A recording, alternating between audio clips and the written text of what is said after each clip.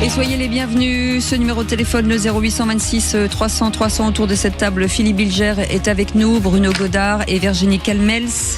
Et Philippe David, bien entendu. Ce numéro de téléphone, vous pouvez l'utiliser, bien entendu, pour la question du soir, puisqu'on va revenir sur Julien Bonny, maire de Clermont-Ferrand, et Jean-Luc Moudinque, maire de Toulouse, ont annoncé donc la mise en place d'un couvre-feu pour les mineurs de moins de 16 ans, sous peine d'une amende de 150 € durant la Coupe du Monde de football. On vous souhaite la bienvenue avec cette question du jour, Philippe. Oui, Coupe du Monde, les maires de Toulouse et de Clermont-Ferrand ont-ils raison d'imposer un couvre-feu? Vous dites oui à 85%, avec pas mal de commentaires. On a Julien qui nous dit pas que sur Clermont-Ferrand et Toulouse d'ailleurs, ou encore on a Émile qui nous dit non et après on confine toute la ville juste pour du football. Il en reste quoi de notre liberté? Vous voulez réagir? Aude attend votre appel au 0826 300 300. François Picmal est avec nous, député LFI de Haute-Garonne. Bonsoir, merci d'avoir accepté notre invitation. Merci à vous. La question du soir. Durant toute la Coupe du Monde et dans tout le centre-ville, les mineurs de moins de 16 ans non accompagnés ne seront plus à la fête entre 23h et 7h du matin. Un couvre-feu décidé par la municipalité après plusieurs épisodes successifs de violences urbaines. Absolument ridicule, je vois les effets d'annonce, enfin. C'est aussi aux parents de prendre leurs responsabilités et puis de veiller à ce que leurs enfants ne soient pas dans la rue et ne fassent pas n'importe quoi. Avec des commerçants qui sont aujourd'hui divisés. C'est illogique si vous voulez avoir un outil de travail, pas pouvoir l'utiliser pleinement. Les gens viennent ici pour faire la fête, pour profiter d'un moment ensemble, de convivialité, pour se réunir. Et maintenant, on a de moins en moins le droit de faire ça. Qu'importe le parcours de l'équipe de France lors de cette Coupe du Monde, aucune fan zone ne sera installée à Clermont-Ferrand. Et tous les jeunes seuls, de moins de 16 ans présents de nuit dans la rue, risqueront une amende de 150 €. Les vraies voix Sud Radio. François Picmal, merci d'avoir accepté notre invitation. Vous êtes député LFI de Haute-Garonne. Alors, suite à la proposition, en tout cas à la mise en place de ce couvre-feu pendant la Coupe du Monde, vous êtes extrêmement opposé à cette proposition et à cette décision. Oui, bien sûr. Moi, quand j'ai découvert le communiqué qui a annoncé ça, j'ai cru que c'était une blague. Pour vous dire au début, je me suis dit, ils ont dû se tromper. Et puis non, ça veut dire que la ville de Toulouse et celle de Clermont-Ferrand vont être sous couvre-feu pour les jeunes de moins de 16 ans durant toute la Coupe du Monde. C'est plus d'un mois où on va avoir des jeunes qui ne pourront pas circuler, ne pourront pas aller voir les matchs avec leurs familles, leurs amis et autres, parce qu'il y a un couvre-feu, somme toute assez ridicule. Je rappelle, avec leur famille, ce sera possible. Alors, avec leur famille, avec leur représentant légal, ça reste à préciser, puisqu'on ne nous précise pas comment. Moi, je ne sais pas comment les agents publics vont pouvoir vérifier qui a 16 ans, qui l'a pas, qui est le représentant légal, qui ne l'est pas, etc., etc. Je vous rappelle juste l'histoire du couvre-feu. Le premier qui le met en place au XIe siècle, c'est Guillaume le Conquérant, notamment pour mater des rébellions. Puis après, il est mis en place en France lors de guerres, notamment la Seconde Guerre mondiale. Il y a eu pendant la guerre d'Algérie. Et j'ai regardé la dernière fois qu'il y a eu un couvre-feu à Toulouse, par exemple. Est-ce que vous savez quand c'était? Non, vous allez nous le dire. C'était en 2020, pendant la pandémie de Covid. C'est-à-dire que là, on a une Coupe du Monde qui arrive, qui a un moment, normalement, ça a été dit par les auditeurs que j'ai entendus, de convivialité, de joie, de communion. Un moment où on se rassemble. Et on en a besoin, je pense, dans la société compliquée dans laquelle on est. Et au lieu de mettre en place les dispositifs publics qui permettent d'avoir des lieux où se rassembler, des transports en commun pour y accéder, des personnes qui vous accueillent, des services de médiation, faire de la prévention, par exemple, sur le sport santé, sur les paris sportifs, se retrouver tous ensemble, être heureux ensemble, eh bien, on a des maires qui préfèrent des voies répressives. Et quand on voit ce qui se passe aux États-Unis, j'ai un petit peu l'impression que la trumpisation de cette Coupe du Monde est en train de ruisseler en France, notamment à Toulouse et à Clermont-Ferrand.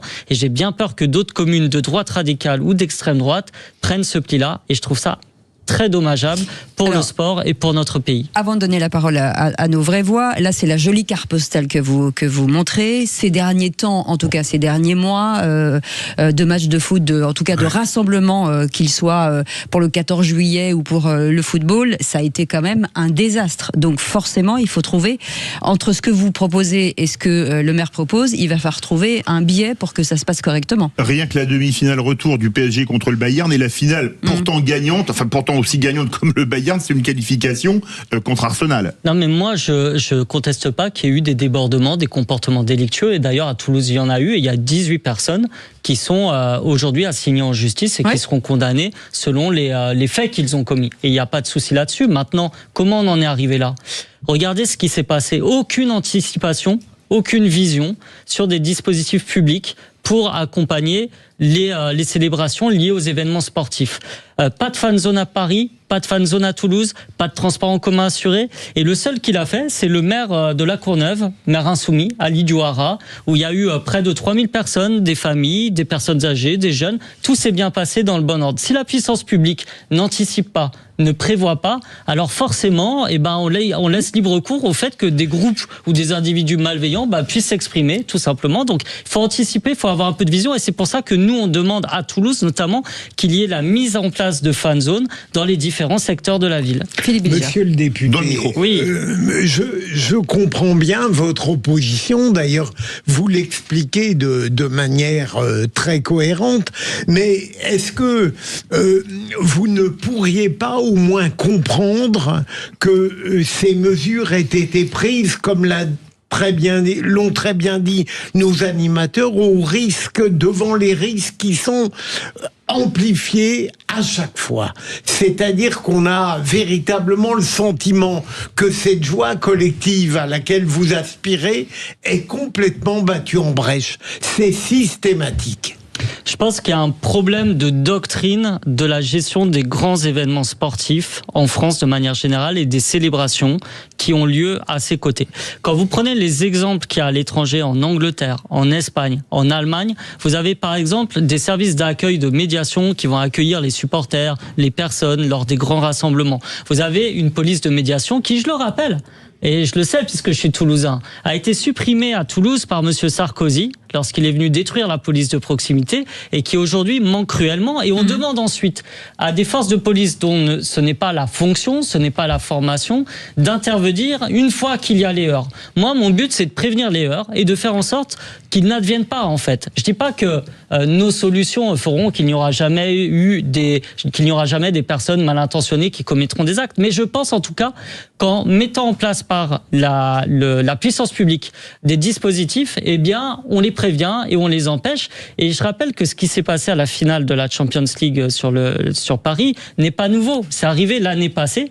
C'est arrivé notamment quand les supporters de Liverpool sont venus au Stade de France. On sait qu'il y a eu des problèmes. À l'Euro 2016, on s'en souvient peu. Mais c'était pas les supporters de Liverpool qui avaient causé les troubles. Non, bien sûr. Mais c'est ce qu'avait affirmé pourtant le Gérald Darmanin à l'époque. Mais c'est pas ce que je vous dis. Je vous dis qu'il y a eu ces problèmes-là. Je rentre pas dans les détails. Mais pareil, à l'Euro 2016, on a eu les mêmes problèmes. Et dans les années 2010, l'Union européenne a lancé avec des instituts de recherche un programme avec des polices européennes pour voir les bonnes pratiques pour accompagner ce genre de rassemblement lié aux événements sportifs.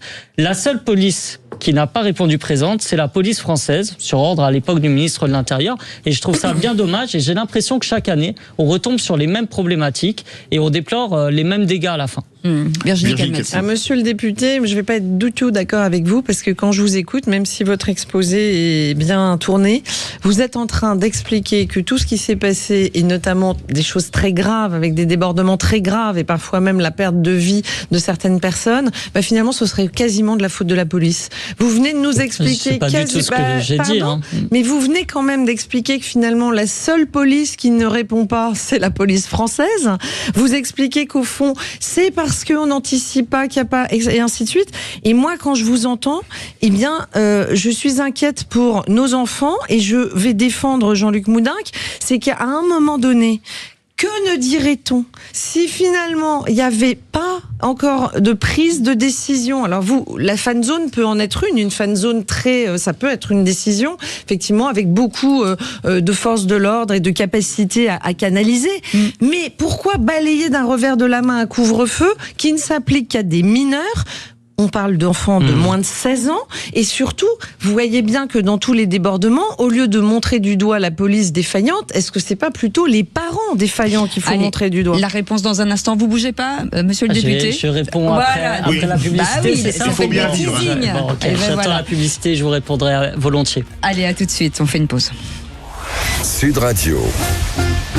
Parlons vrai. Vraie Voix Sud Radio, 17h-20h. Philippe David, Cécile de Ménibus. Et nous recevons aujourd'hui François Piquemal qui est avec nous, un député LFI de la Haute-Garonne qui vient parce que la décision, en tout cas du maire de Toulouse et de Clermont-Ferrand, ont décidé de mettre un couvre-feu pour les jeunes de moins de 16 ans, en tout cas sous peine d'amende de 150 € pendant la Coupe du Monde.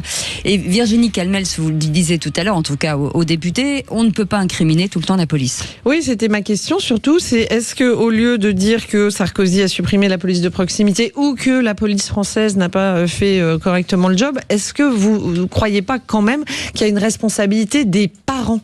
C'était ma question. Moi, tout d'abord, mon propos, c'est pas de dire la police française. C'est la doctrine policière qui est appliquée depuis des années. Et je suis désolé, monsieur Retailleau, monsieur Darmanin, monsieur Sarkozy ne sont pas des insoumis.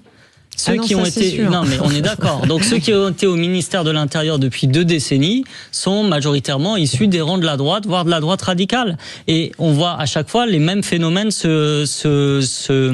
arriver tout simplement, et donc ça doit nous interroger sur la question. Qui de la droite radicale ?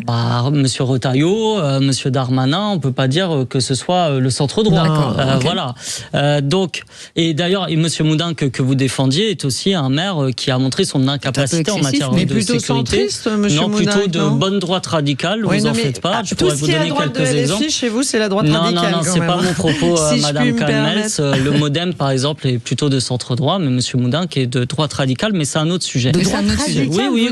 Monsieur Moudin. Oui, mais je pourrais vous donner des exemples, mais c'est pas le débat là. Non, c'est pas le débat. Allez, on avance. Donc, sur la question du couvre-feu pour les jeunes, pour les moins de 16 ans, déjà, est-ce que c'est aider nos agents de police de leur donner une telle directive ? Comment ils vont faire pour savoir si un enfant a 16 ans ?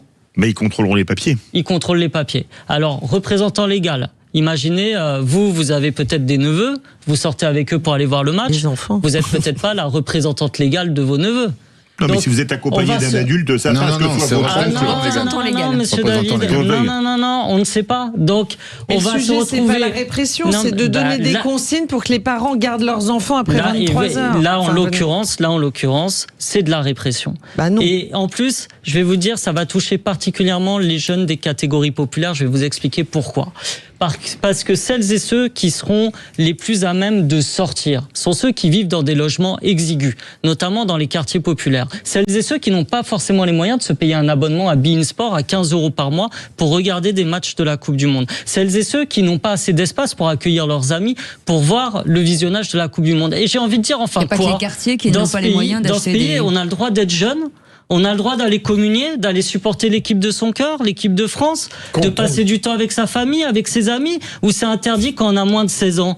Qu'est-ce que c'est que ces histoires ? Est-ce qu'il y a des statistiques qui nous montrent que c'est les jeunes de moins de 16 ans qui commettent le plus d'actes délictuels ? Ça sort d'où ? Enfin, on va finir dans un pays de zombies, de morts vivants. On n'a plus le droit de sortir, d'être content qu'il y ait la Coupe du Monde, qu'il y ait l'équipe de France qui joue, qui nous représente, et de passer du temps ensemble. Moi, je suis désespéré par la vision de société. On est dans un débat. Pas vous, madame Calmels, mais de la vision de société que ces deux maires, en l'occurrence, mettent en place, qui a, à mon avis, une vision de société assez morbide, en fait, et qui montre qu'ils ne comprennent rien au foot, qu'ils ne comprennent rien à la fête, qu'ils ne comprennent rien à la convivialité et au besoin d'être ensemble de notre société. Est-ce que vous avez demandé l'avis aux gens ? Parce que c'est vrai que nous, quand on pose la question sur les réseaux sociaux, c'est en majorité. Bruno Godard. Moi, je suis assez d'accord avec vous. Un pays qui a peur de ses enfants est un pays qui se meurt, et je trouve ça vraiment triste. Après, effectivement, il y a des débordements qui ne sont pas forcément le fait des plus jeunes. C'est certainement une infime minorité de ces jeunes qui sont dans les casseurs qui ont été arrêtés par la police. Après, il y a des problèmes. Donc, qu'est-ce que vous préconisez au-delà des fan zones ? Est-ce qu'il y a des choses que vous souhaiteriez mettre en place pour que finalement ça se passe bien pour tout le monde et qu'on ait... Parce qu'une Coupe du Monde, c'est un moment de partage, c'est un moment de vivre ensemble. Et là, je trouve ça terriblement dommage de ne pas avoir ça. Qu'est-ce que vous préconisez pour que ça change ? D'abord, dire que moi, je suis contre les punitions collectives parce que quelques-uns ont fauté. Par exemple, à Toulouse, j'ai vu que l'argument du maire, c'était de dire qu'il y a eu 45 000 € de dégâts matériels. Très bien, mais il y a 2 ans, il y a eu une manifestation des agriculteurs de la FNSEA qui a fait 90 000 € de dégâts matériels. On ne va pas interdire pour autant aux agriculteurs de manifester parce que quelques-uns ont causé des dégâts. C'est absurde. absurde. Donc on va arrêter de faire des punitions collectives. Ensuite, par rapport à votre question, pour y répondre précisément, mettre des lieux publics en place, des services de médiation, associer aussi les clubs de supporters, par exemple, les clubs de foot amateurs de la ville, et ils sont nombreux, je suis sûr, aussi à Clermont-Ferrand, si bien qu'à Toulouse. Faire en sorte qu'il y ait le plus de monde impliqué justement dans le rassemblement, ça vous met d'une certaine manière une conscience collective autour des événements qui empêche des individus donc isolés. Ça crée du lien. Bien sûr, ça crée du lien et ça crée du regard social sur tout à chacun, et ça entraîne à bien se comporter lors de ces événements pour les quelques-uns, parce que je rappelle, c'est quand même quelques-uns qui seraient amenés à commettre des actes délictuels. François Piquemal, si vous aviez un enfant de moins de 16 ans, par exemple, une fille ou un garçon, est-ce que vous le laisseriez aujourd'hui, tout seul, dans la rue, faire la fête avec ses copains? Ça dépend par qui il est accompagné. Ah bah non, mais, oui, non, mais c'est pas ce qu'on vous demande. On vous demande, est-ce que vous laisseriez votre fils de moins de 16 ans ou votre fille de moins de 16 ans seul? Et vous me dites, ça dépend avec qui il est. Bah oui, s'il est avec ses parents, donc il faut bien. S'il est ou si elle est toute seule, non. Mais c'est exactement ça. Regardez, c'est exactement accompagné par Madame Calmels, que j'ai rencontrée et qui me semble être quelqu'un d'honnête, moralement, de confiance, etc. Mais pourquoi pas? Si par exemple votre enfant. Non, mais tout seul. Votre enfant. Là, vous me dites accompagné. Tout seul, je vous ai dit que non. Ah bah voilà. Maintenant, si c'est avec des amis. Et qu'est-ce qu'on fait de tous ces enfants qui vont sortir seuls? Si c'est avec des amis de confiance, etc. Vous allez me dire que avant vos 16 ans, peut-être ici tous autour de la table, vous ne sortiez jamais avec vos amis? Ah ben je peux vous assurer que jamais. Alors pourtant j'ai une famille de footeux. Vous voulez que j'appelle ma mère ou pas? Je vais vous dire que c'est sûr que les générations on sortait pas. Je peux vous dire une chose. Vous ne sortiez pas avec vos amis, jamais. Monsieur Piquemal. Moi j'allais au match tout seul. J'allais au match tout seul et j'étais très heureux d'aller au match tout seul. Juste sur ce couvre-feu, vous le prenez comme une sanction en partant du principe qu'en fait justement on stigmatiserait les jeunes qui seraient les fauteurs de troubles. Mais on est dans un débat. C'est pour les protéger. Malheureusement avec le décès de cette jeune fille, est-ce que vous croyez pas que c'est simplement pour protéger aussi des... Si, parce que moi je suis d'accord avec Cécile de Minibus, des enfants de 16 ans seuls sont aujourd'hui en danger dans des moments comme ça, d'où le fait de vouloir qu'ils soient accompagnés d'un adulte. Est-ce que vous pensez sérieusement qu'un enfant, par exemple en détresse, qui a moins de 16 ans, il va regarder le fait qu'il y a un couvre-feu dans sa ville pour décider s'il sort ou non? Moi je ne pense pas. Je ne pense pas. Et je pense que, par contre, s'il a des éducs, s'il a des médiateurs de rue, s'il y a des gens, par exemple, pour l'accueillir dans une fan zone et pour l'orienter, peut-être pour détecter justement que ce jeune est en détresse, bah, ça me semble beaucoup plus efficace comme politique de prévention et de protection pour notre jeunesse que de lui interdire de manière assez arbitraire de sortir pendant la Coupe du Monde. Mais ça fonctionne. C'est la politique de la ville et la politique générale.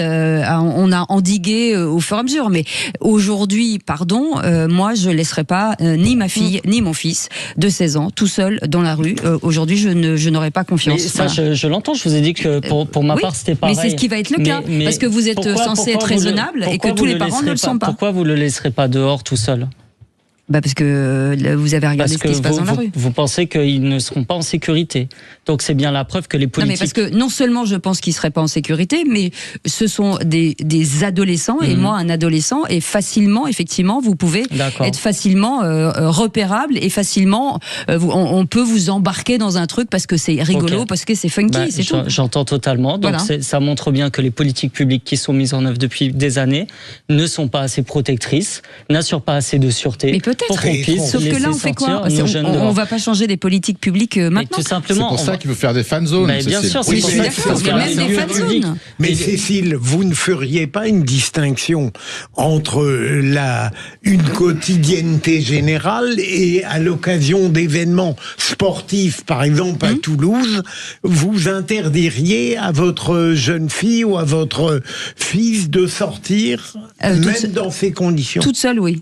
Ah, d'accord. Tout seul ou toute seule. C'est terriblement triste parce que j'ai vécu moi. C'est un moment de partage. Et si jamais la politique de la ville était un peu plus performante, certainement qu'on n'aurait pas peur pour nos enfants. Sauf que vous nous opposez le si, qui n'est pas le cas. Mais alors mettons en place une vraie politique. On ferme le robinet, plus personne ne sort, tout le monde reste chez soi à regarder les matchs. tout Je suis seul pas en train de devant la dire télé, c'est terrible. Non, je ne suis pas en train de dire qu'il le faut.